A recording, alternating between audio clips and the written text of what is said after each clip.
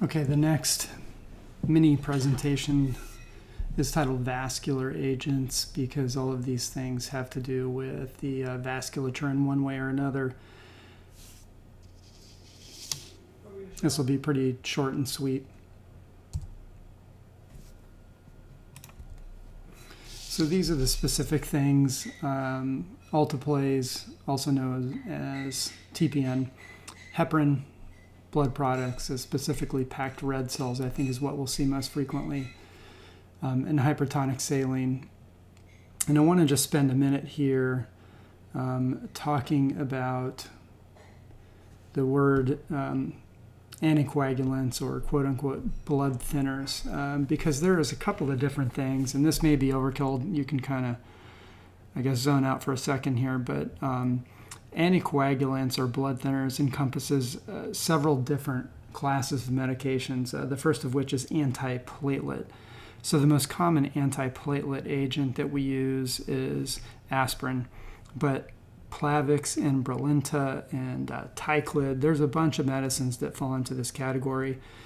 And these things which prevent platelet aggregation are kind of the first line of a clot formation. If you get some kind of disruption of the arterial wall, then platelets stick there first, and then they release all these things that actually cause the activation of something called fibrin and thrombin, and that leads to the stable clot. But it's really platelets which get there first and really start that cascade. So the second group of things then are of anticoagulants are medications like Coumadin, heparin, and then all these new things, Xarelto, apixaban, and Pradaxa. And they prevent formation of not a platelet plug, but actual clot formation. And then, of course, the last class is lytic agents, the most common of which is TPA. And what those do is dissolve a clot that has already formed. Really doesn't affect the platelets, but it reverses the process of clot formation. So alteplase or TPA, we're going to see that primarily used for strokes, heart attacks, hemodynamically unstable pulmonary emboli.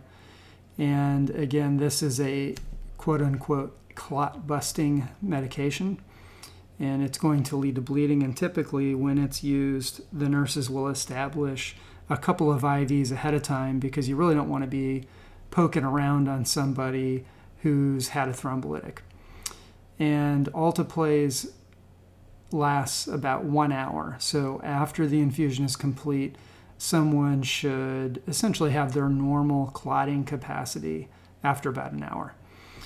This medication, we won't be titrating it at all.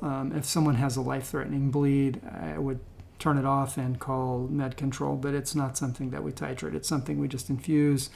It's very hemodynamically well tolerated, and bleeding is really the only issue. So any questionable things, I guess I would continue the drip or stop it depending on what's going on and just call med control again.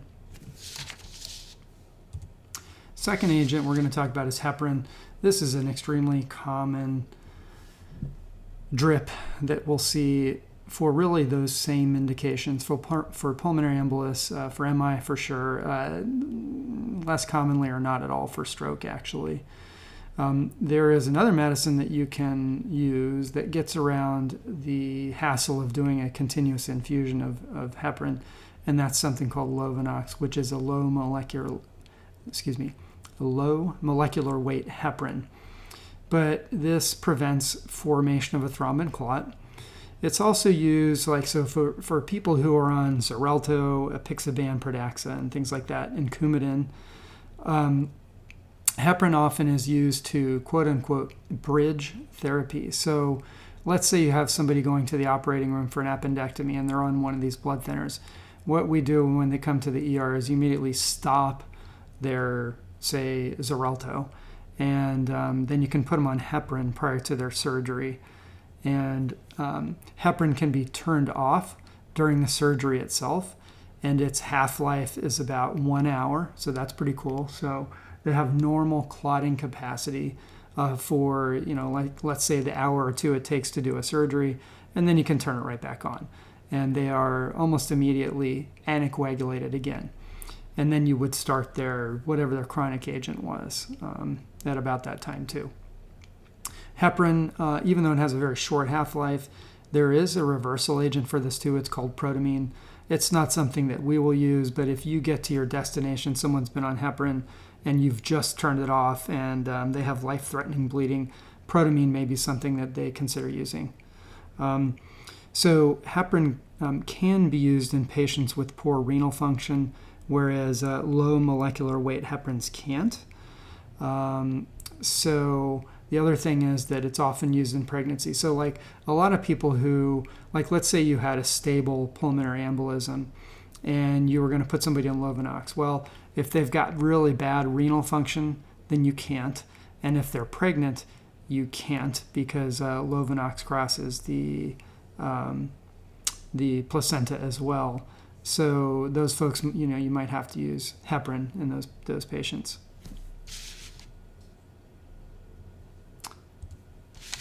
Okay, blood products. So with these are a little bit problem fraught, but the biggest thing is making sure that the bag of blood is appropriately matched to the patient. Now, what happens in the lab, of course, there's no way for us to identify and verify.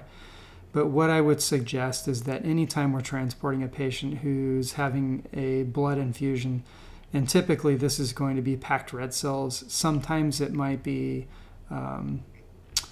plasma too, and less commonly platelets.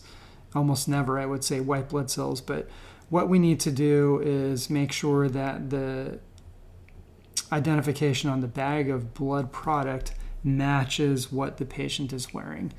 And we are not supposed to, and should not at any point, start these things. These are to be continued by us, but it should be started by the nurse in the intensive care unit or the nurse in the ER. These are typically not titrated. If somebody has poor blood pressure related to blood loss, we're not just going to bang in the blood. What we're going to do is give them some fluids and just continue infusing the blood at its rate. So assuming that the blood product actually matches the patient and the type and screen and type and cross was done appropriately, then one of the main concerns is a hemolytic reaction, which causes back pain, fever and chills, hypotension, and dark urine, and a coagulopathy called DIC. So if this occurs, just stop the infusion and contact online medical control, because they're going to need to send a sample of blood, and they'll end up infusing a lot of saline or lactated ringers into the patient to try to preserve renal function and to elevate the blood pressure. And the last thing that we would deal with is hypertonic saline. And this is used for elevated intracranial hypertension and also for hyponatremia, low salt. And we don't really titrate it. We just continue the infusion. And unfortunately, some of the most common side effects of using this hypertonic saline infusion are the very problems that we are trying to address. So, of course, with hyponatremia, you can have seizures and confusion. And same thing with increased intracranial pressure.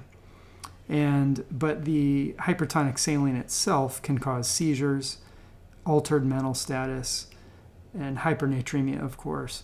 So, the antidote for that we're using, the hypertonic saline infusion, causes the very problems that are caused by the problem that we're originally trying to treat, if you know what I mean. So, anyway, that's it for this one. Thank you.